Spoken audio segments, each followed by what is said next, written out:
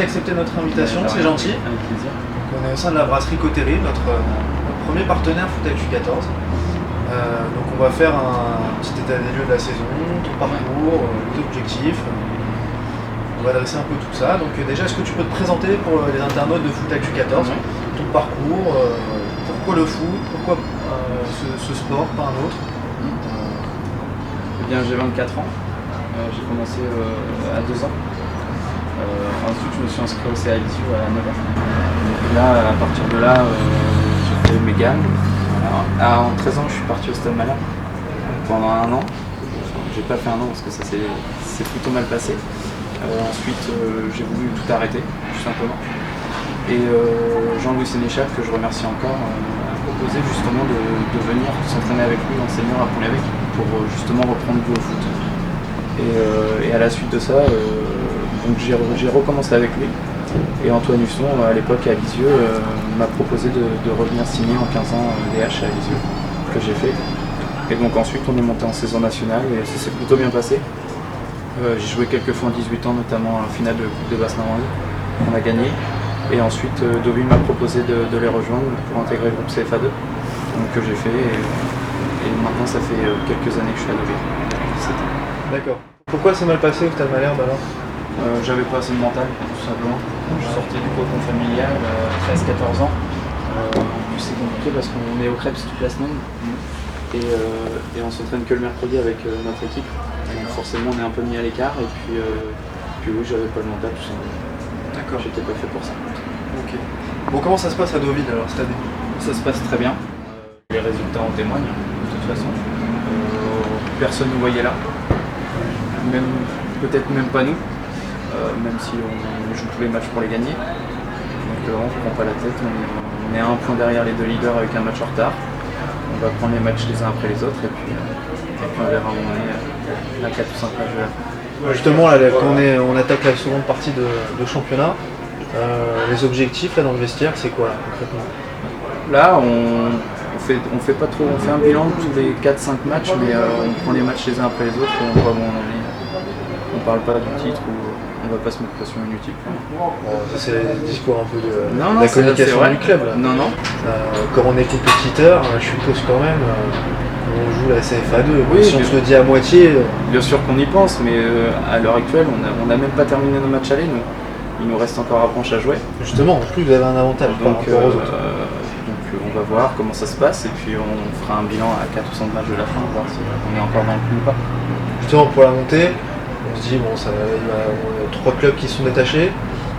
Qu'est-ce que tu peux dire d'Avranches et de Dives? C'est quoi leur force par rapport peut-être à Deauville? À la force d'Avranches, c'est qu'ils peuvent être renforcés par la première déjà.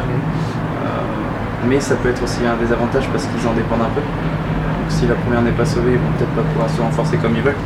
Mais ils ont de très bons jeunes de toute façon et s'ils lâchent pas, c'est logiquement qu'ils vont monter, je pense. Quant à Dives, ils ont l'expérience déjà. Ils jouent après la montée tous les ans. Et puis ils ont un groupe d'expérience avec de bons jeunes, notamment Torres, un très bon joueur. D'accord.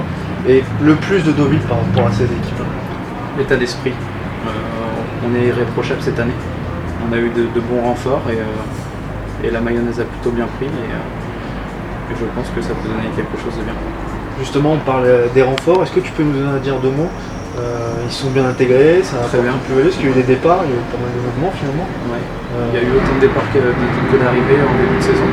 Et puis cet hiver-là, on a eu l'arrivée d'Issama et Alassane Miracle. Donc 2 bons joueurs qui vont nous apporter un plus de concurrence, donc forcément des meilleurs. Bon, comment on gère cette grosse coupure là? Parce que là, ça fait un moment, mine de rien. Ouais, ça fait la reprise a été difficile en Coupe de Basse, avec une défaite. Comment on se remet dedans là on manque de rythme forcément. Quand on n'a pas joué depuis le 19 décembre, un match officiel, c'est compliqué. Mais au-delà de ça, les gars, ils sont restés sérieux puisqu'on s'est quand même toujours entraîné 3 fois la semaine avec de nombreux matchs amicaux, même si ça ne vaut pas un match officiel. Mais non, je pense que le match de Mondeville, même si on a perdu, va nous faire du bien. Parce qu'il y a une bataille à livrer demain soir à Cherbourg, qu'il va falloir ramener 4 points. Justement, le match de Mondeville, c'était quoi les sensations là, de cette reprise? C'était compliqué, on manquait de rythme. Les conditions n'étaient pas faciles, mais ça c'est pour tout le monde. Mais on a vraiment manqué de rythme par contre. Justement, les matchs vont pas être plus durs qu'à l'aller, parce que là vous avez été attendu au tournant partout maintenant, ça y est, il n'y a plus de surprise. Deauville, ça y est, ça joue le Mais tableau. on n'a pas de marge, donc il faut qu'on bataille tous les matchs. Donc si on n'a pas l'état d'esprit et qu'on met un peu moins d'intensité, on n'aura pas les résultats. On n'a vraiment pas de marge. Si tout le monde se donne à 100%, on peut les avoir, mais s'il y en a 2 ou 3 qui ne tirent pas dans le même sens, c'est cuit. D'accord. Cherbourg, ça se présente comment? Groupe au complet? Quelques absents, mais très bien remplacés comme d'habitude. En fait, on a la chance d'avoir 16-17 joueurs homogènes. Donc quand il y a un absent, on ne voit pas forcément la différence. Donc ça, c'est important. Alors justement, ça pénalise pas trop le club d'avoir 2 équipes seniors avec un écart de niveau aussi important, parce que la B est en PH, Ouais. la A en DH, on peut pas piocher vraiment de joueurs de B, c'est un écart trop important. Ça va pas porter préjudice ça, en cas d'absence en fin de saison? Ouais, c'est sûr, mais bon, après, faut trouver des joueurs qui, s'ils ne jouent pas en première, accepteront de jouer en PH. Alors je sais bien qu'on signe dans un club, et c'est pour ça qu'on était 4 à aller en B contre Saint-Cyr. Je pense qu'on a aidé au mieux l'équipe, et puis ça a permis de gagner le match. Après, oui, c'est vrai qu'il y a autant d'écart, mais bon, on a franchi bien le même problème entre le national et la DH, donc on n'est pas tout seul. Bon, sur un plan personnel, alors, quels sont tes objectifs? Bon, cette année, on a compris, on prend les matchs les uns après les autres. Et plus tard, alors, tu dois rester à Deauville ou alors tu as envie... J'aimerais beaucoup regoûter à la CFA2 avec Deauville, sachant que j'ai déjà fait une saison en CFA2.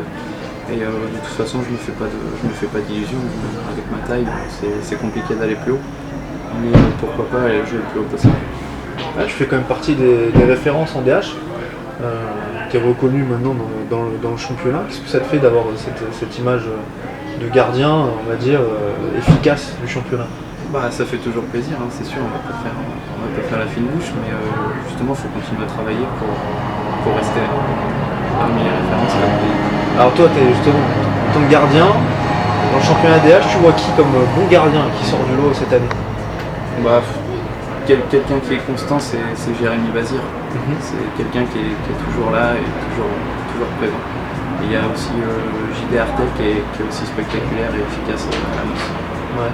Et en tant que joueur, il y a des joueurs qui sont un peu plus impressionnés cette année que... Ouais, il y a le numéro 5 de Cherbourg derrière, qui est un vrai bon joueur, mais qui a été pro aussi, donc je pense que ça y joue également. Et puis il y a mon pote Jordan Blondel à Avranches, qui est souvent dans le groupe national, mais qui a déjà joué aussi en DH. D'accord, un vrai bon joueur aussi. Ok. Qu'est-ce que tu penses du concept Foot Actu 14 qui est en train de se lancer et qui...